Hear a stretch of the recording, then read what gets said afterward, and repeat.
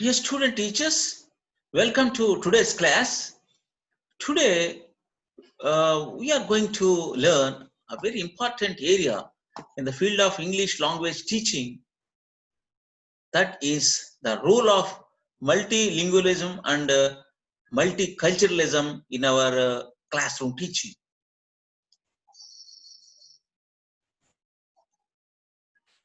Dear student teachers, this is a content page in your textbook, Pedagogy of English at Primary Level, Issues of Teaching of English at the Elementary Level, Issues of Learning English in a Multilingual and Multicultural Society.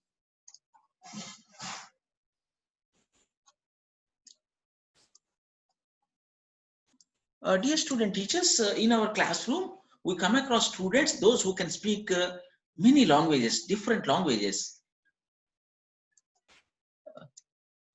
Actually, our country is multilingual and multicultural country. You are all aware about this. And even if you observe our district, we have border states, Chhattisgarh, Maharashtra, Karnataka. If you observe the border district, the people, they speak different languages. If you observe Chhattisgarh border district, Kottagudem, at that place, the people, they speak Hindi and also Telugu, because Telugu may be their mother tongue. If you observe some students in the classroom, they may come across from tribal background or tribal area. They speak Koya as their mother tongue. In the society, they speak Telugu. Along with these two languages, they also learn, they use Hindi language, because the society, the people speak that language, because that is located in that border area.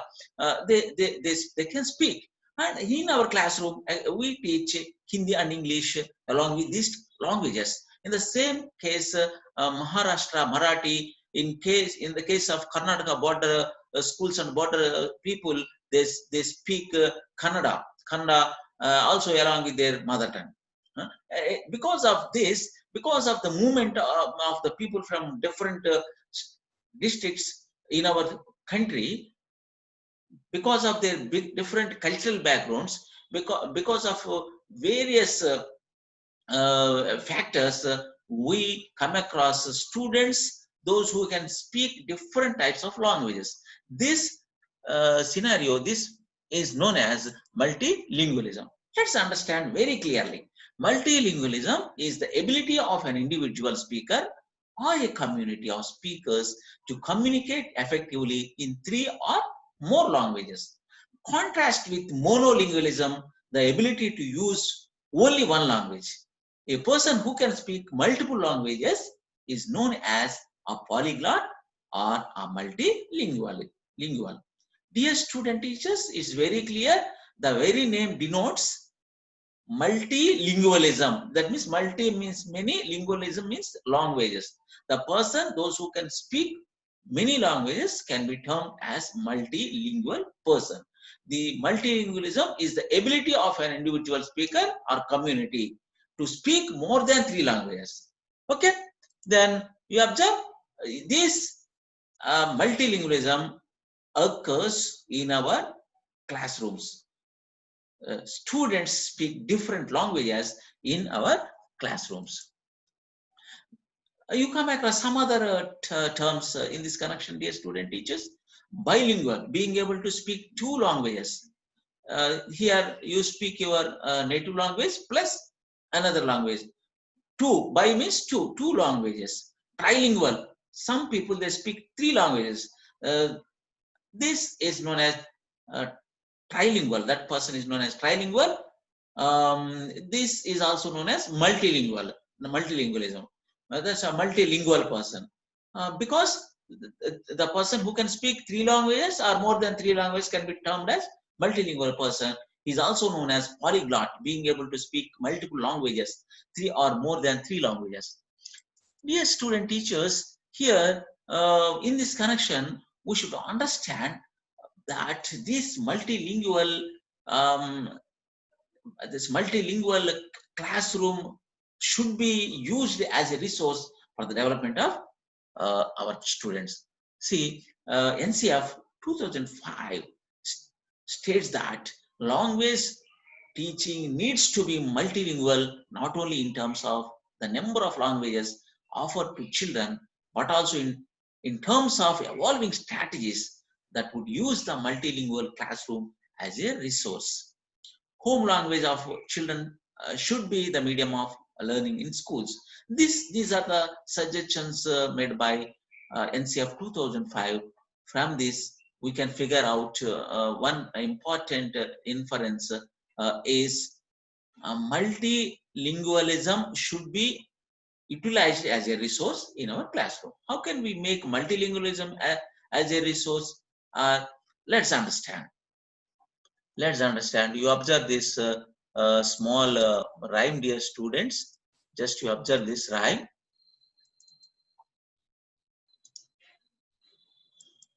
Small rhyme.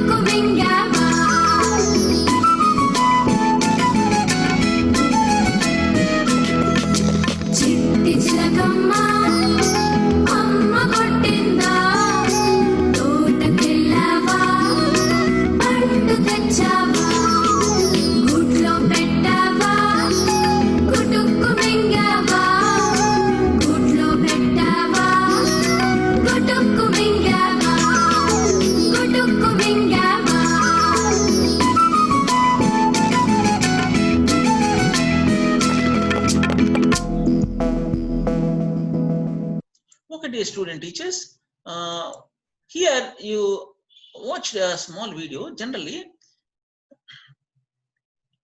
mothers they use this type of small rhymes to groom their babies. This will be there in every culture. This will be there in every language. For example, while you are dealing students in the classroom, ask them to share some rhymes. Share some rhymes from their mother tongue. For example, it may be Koya language speaking, or it may be Lamada language speaking, or any other the language speaking student. Maybe they're in your class. What you have to do, then you ask them to speak about speak or express in their language. Express in their language. For example, ask them to say some rhymes in their culture. Ask them to say something about them in their language. At the time, the student he feels very happy. Yes, today my madam, my sir, he asked me to speak about me in my language. That gives great pleasure, enjoyment to students, and at the same time, this will be very helpful to all the students as a resource. Hence, other students can learn that language, can the others language, and also they can appreciate others language. All these benefits will be there when you use or ask the child to speak in their language.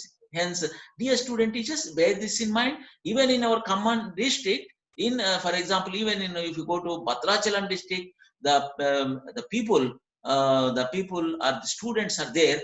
Even the government is taking a special care to protect tribal languages. There is a project. In that project, they are translating all our textbooks into the languages of tribals. That's Telugu textbooks into Koya language. See, hence the language or the culture is the source or asset of the society. Hence, that should be taken care of, and that should be used by the teacher in the classroom, in the classroom as a resource.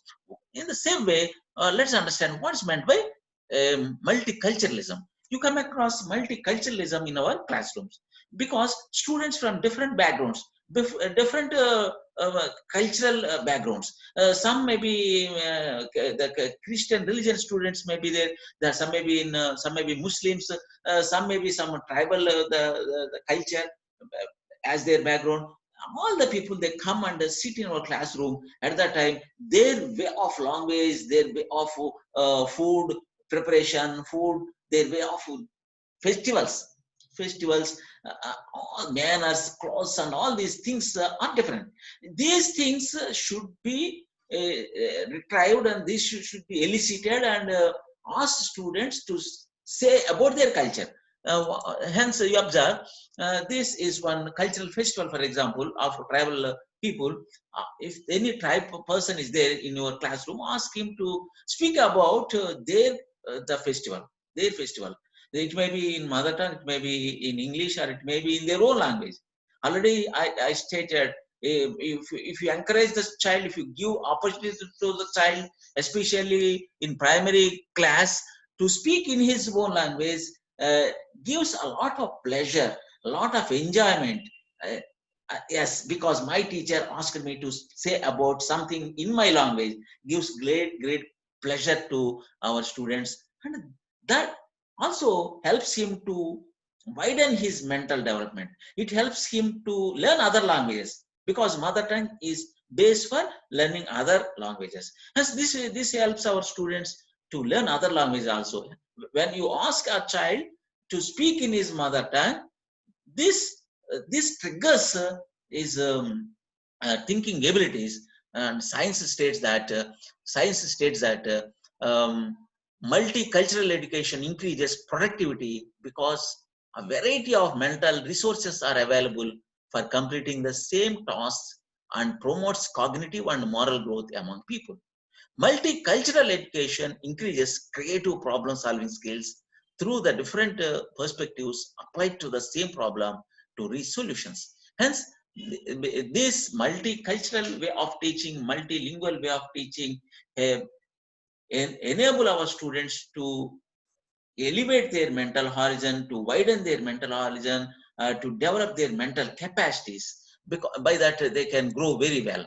You see, this is one small example I would like to give. Ramappa temple that is located near Mulgu. The people in that area understand about this temple more than us. Ask students in the classroom to describe this temple in Telugu, or describe about this temple or in English or in their mother tongue. If their mother tongue may be other language. This helps them to trigger more ideas. This will help them to grow well. This is a way of using our cultural resource as a tool, or as a what we call as an asset in classrooms. Hence, whatever may be the subject, sometimes you come across in mathematics, or you may ask some shapes that are there in the temple. That will help a mathematics teacher to speak or speak about it, to teach about that. Hence, across your curriculum, different subjects, you may use the cultural education. The cultural education may be given. You see, ask our child to describe Nandi in a temple. See how lively it is.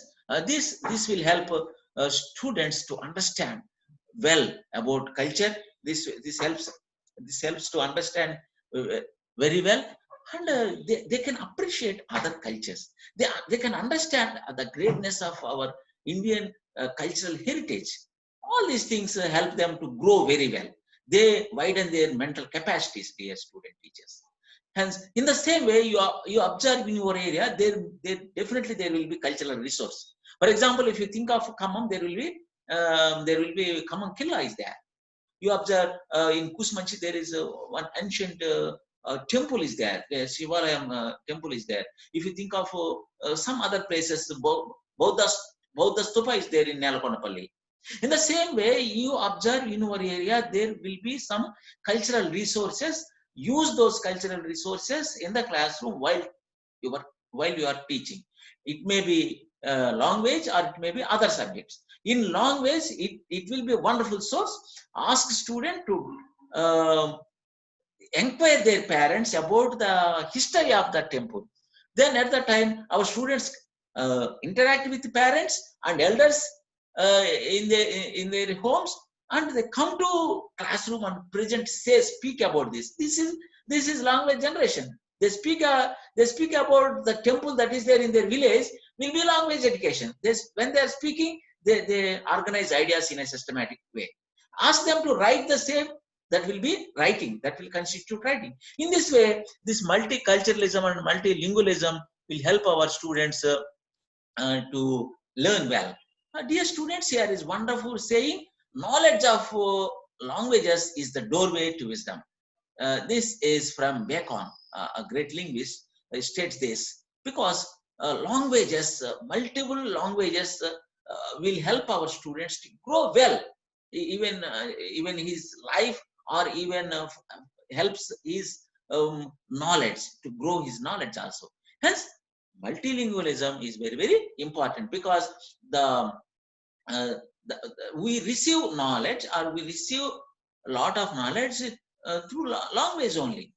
For example, you know English, you can access many books in English. You can read that. You can go to any place and interact with people. You know Hindi, you can go any place and you can speak, interact with people, and you can learn very well.